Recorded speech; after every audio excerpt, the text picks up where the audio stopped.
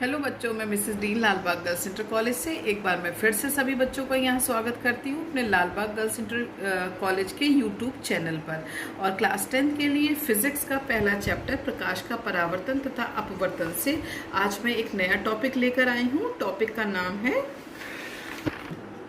किरण आरेखों का उपयोग करके गोलीय दर्पणों द्वारा बने प्रतिबिंबों का निरूपण। बच्चों, हम लोग जैसे कि कोई भी चीज़ पढ़ते हैं या कोई भी चीज़ सुनते हैं, होता है कि कभी कभी हम भूल भी जाते हैं, कुछ याद भी रखते हैं।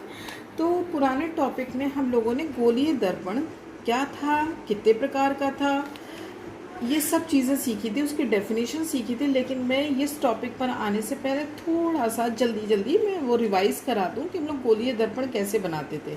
तो बच्चों, गोलीय दर्पण हम कंपास की हेल्प से ही बनाएंगे।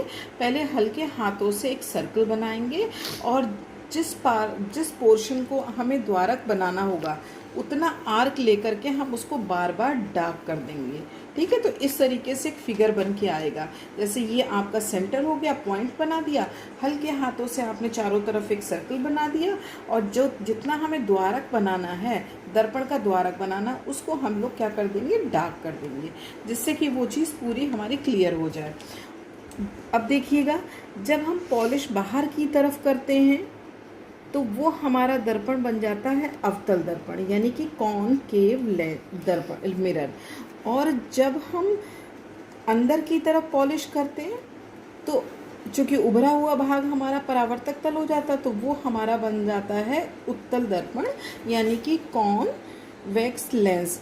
तो ये हमारा उत्तल दर्पण बन गया और ये हमारा बन गया अवतल दर्पण। तो इस तरीके से हम लोगों ने पुराने वाले टॉपिक में अवतल और उत्तल दर्पण बनाना सीखा था।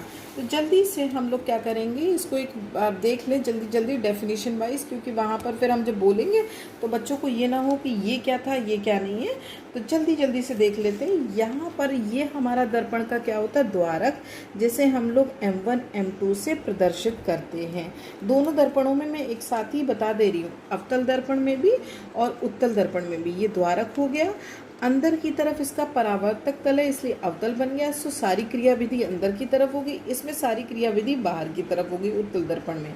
ये जो आपका पॉइंट होता है, चूंकि पूरे दर्पण का केंद्र है इसलिए वक्रता केंद्र यानी C कहलाता है। यहाँ पर उत्तल दर्पण का ये C हो गया। द्वारक के मध्य बिंदु से जो ये रेखा पूरी जाती है, इसको हम लोग कहते हैं मुख्य अक्ष। क्या कहते हैं, मुख्य अक्ष। दोनों के लिए सेम चलेगा, इसलिए कोई इशू नहीं कि इसमें क्या बोलेंगे उसमें क्या बोलेंगे। द्वारक का मध्य बिंदु आपका क्या कहलाता है, ध्रुव। द्वारक का मध्य बिंदु आपका क्या कहलाता है, ध्रुव। P और C के बिल्कुल बीचों बीच में आपका होता है फोकस बिंदु। बिल्कुल P और C के बीच में कितना होता है, फोकस बिंदु होता है। ठीक है, तो ये सारी चीज़ें हमारी क्लियर हो गई। ध्रुव से F तक की दूरी यानी P से F तक की दूरी फोकस दूरी कहलाती है। ध्रुव से C तक की दूरी वक्रता त्रिज्या कहलाती है, जिसे R से प्रदर्शित करते हैं। सेम चीज़ यही उत्तल दर्पण में होगा। तो ये सारी चीज़ें हम पुराने वाले टॉपिक में देख चुके, समझ चुके, लेकिन रिवाइज कर दिया क्योंकि हम यहाँ पर यही चीज़ करने जा रहे हैं। सी, अब हम आते हैं सीधे कि हमारी किसी भी दर्पण में, चाहे वो अवतल दर्पण हो, बच्चों बताना ये कौन सा मैं दर्पण बना रही हूँ। हाँ, बिल्कुल सही आवाज़ आई, अवतल दर्पण। बच्चों बताना ये मैं कौन सा दर्पण बना रही हूँ। हाँ, यस, वेरी करेक्ट, उत्तल दर्पण। क्योंकि उभरा हुआ भाग यहाँ पर परावर्तक तल है, यहाँ पर दबा हुआ भाग आपका परावर्तक तल है। ये मुख्य अक्ष आपका हो गया। ये आपका दर्पण का द्वारक कहलाएगा M1 M2। ये आर्क जो हमने बनाई थी, जिसे अभी मैंने बताया भी था कि इसी तरीके से बनाना है, अपने हाथों का प्रयोग नहीं करना, कंपास का यूज़ करके बनाना है। ये मध्य बिंदु हो गया द्वारक का। तो जो मध्य बिंदु द्वारक का होता है वो ध्रुव कहलाता है। ये आपका वक्रता केंद्र कहलाता है। ये मध्य बिंदु फोकस कहलाता है। P और C के बीचों बीच आपका क्या कहलाता है, फोकस। हमने एक साथ ही दोनों दर्पणों के लिए फटाफट करके दिखा दिया, नहीं तो क्या होता है बच्चों, आपका वीडियो बहुत लंबा हो जाता है, वो फिर लोड होने में भी प्रॉब्लम करता है। तो मैंने आपके सामने अवतल दर्पण और उत्तल दर्पण में इतना बना दिया, ये सारे ही बच्चों को बनाना है। अब हमने चलना है इन दोनों गोलीय दर्पणों में किरण आरेख कैसे चलती हैं। तो बेटा दो तरीके से चलती हैं। जैसे लाइफ में होता है ना, दो बातें होती हैं, या तो ये काम होगा या ये काम नहीं होगा। तो ऐसे ही आप याद रखना, किरण आरेख हमेशा दो तरीके से चलेंगी। नंबर एक, देखो अभी मैंने चलाई किरण आरेख।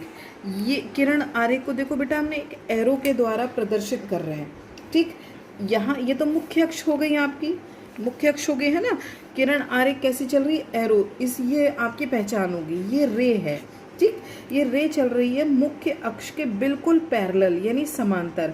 तो कहने का मतलब है, जब हमारी कोई भी किरण यानी रे मुख्य अक्ष के समांतर चलेगी, चाहे वो अवतल दर्पण में हो चाहे वो उत्तल दर्पण में हो, तो उसका परावर्तित होने के बाद हम लोग समांतर, हमेशा ध्यान रखना बेटा, किरण हमारी चलेगी, जो पहला तरीका है, जो पहला तरीका चलने का है किरण का, मुख्य अक्ष के समांतर बिल्कुल पैरेलल चल रही। चाहे आप मुख्य अक्ष के समांतर के नीचे चलाइए चाहे ऊपर चलाइए, तो परावर्तक तल से टकराई, टकराने के बाद लौटेगी। और जब वो लौटेगी तो कहाँ से लौटेगी, हमेशा फोकस से होकर लौटती है। ये देखो लौटा दिया हमने, इसको लौटा दिया कि जो लौटती है वो परावर्तित किरण होती है, जो जाती है वो कौन सी किरण होती है, आपतित होती है। तो मान लीजिए ये ए पॉइंट पर हमारे यहाँ पे जाके मिली। फिर से एक बार देख लो, क्योंकि ये दो ही बातें हैं जो आपको माइंड में रखनी है। जब आपके दिमाग में ये दो बातें रहेंगी तो प्यारे बच्चों, आप कोई भी रे डायग्राम के द्वारा कोई भी वस्तु कहीं भी रखी हो, आप फटाफट इमेज बना सकोगे। फिर से देखो, मुख्य अक्ष के समांतर चलने वाली किरण, मुख्य अक्ष के समांतर चलने वाली किरण क्या हुई, परावर्तित होकर के फोकस से लौटती है।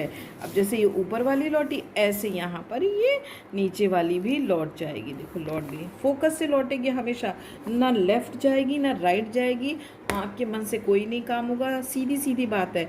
मुख्य अक्ष के समांतर चलने वाली आपतित किरण परावर्तन के पश्चात फोकस से लौटती है। ऐसे ही अब आप उत्तल दर्पण में देख लो, जब हमने कोई भी किरण आपकी क्या कर दी कि परावर्तक तल, चूँकि इसमें उत्तल में उभरा हुआ होता है, तो इस तरफ से चलेगी, चली चली चली चली, टकराई, टकराने के पश्चात कहाँ से लौटेगी, फोकस से। अब देखिए ये तो चूँकि उभरा हुआ है तो लौट जाएगी यहीं से, लेकिन इस तरीके से लौटेगी, बट हमें प्रतीत होगा जैसे कि अंदर से जा रही है, लेकिन ये लौट यहीं से टकरा के ही परावर्तक तल से टकरा के लौट जाएगी। समझ में आ रहा है? अब जैसे मान लीजिए, चलिए नीचे वाला एक बता देते, ऐसे देखिए, समान मुख्य अक्ष के समांतर चली, यहीं से टकरा के लौटेगी, लेकिन फील क्या होगा कि ये फोकस से वहाँ जाके मिल रही है, बट ये लौटेगी यहीं से ही। तो जो चीज़ अंदर की हम लोग क्रिया विधि करेंगे वो डॉट करेंगे, और यहाँ पर हम लोग क्लियर स्ट्रेट लाइन बनाएंगे। तो इस तरीके से हम अवतल दर्पण और उत्तल दर्पण में प्रकाश की किरण चला रहे हैं। पहला हमारा नियम क्या है, जब प्रकाश की किरण मुख्य अक्ष के समांतर चलती है, मुख्य अक्ष के समांतर चलती है, तो चलने के पश्चात कहाँ से लौटती है, फोकस से। ठीक, पहला पॉइंट क्लियर हुआ। अब दूसरी चीज़ सिखाते हैं बच्चों को, चलो फिर से हम बना लेते हैं। अभी आप देखना, हमने पॉलिश कहाँ कर रहे हैं, बच्चे कहेंगे बाहर ऊपर की ओर, तो परावर्तक तल क्या हो गया, अंदर। तो कौन सा दर्पण बन गया, बिल्कुल सही बोला, अवतल दर्पण। अब हमने पॉलिश कर रहे हैं अंदर की तरफ, तो उभरा हुआ भाग हमारा क्या बेटा बन गया, परावर्तक तल। तो ये कौन सा दर्पण बन गया, बिल्कुल सही बोला, उत्तल दर्पण। पहचान यही है बेटा, उभरा हुआ भाग है तो उत्तल दर्पण, दबा हुआ भाग है तो अवतल दर्पण। वही सेम चीज़, बीच वाला ये सी कहलाएगा आपका, और ये द्वारक जो होते हैं वो M1 M2 होते हैं, बीच वाला बिंदु ध्रुव P कहलाता है, द्वारक M1 M2 होते हैं, बीच वाला पॉइंट आपका ध्रुव कहलाता है, P और C के मध्य आपका फोकस होता है, P और C के बीच में फोकस होता है, चाहे अवतल दर्पण हो उत्तल दर्पण हो। पहली बात हमने चली कि जब प्रकाश की किरण मुख्य अक्ष के समांतर चल रही है। अब हम दूसरी बात कर रहे हैं कि हमारी प्रकाश की किरण कहाँ से होकर आ रही है, कहीं दूर से चलती चली आ रही है, मस्ती से घूमती घामती दूर से होके आ रही है, और वो कहाँ से निकल रही है, फोकस से होकर निकल रही है। कहाँ से होकर निकल रही है, फोकस से। देखो कहीं दूर से आ रही है, पता नहीं कहाँ से आ रही है, आ रही होगी, लेकिन हमें तो मेन पॉइंट क्या सीखना है कि कहाँ से होकर जा रही है, फोकस से। से।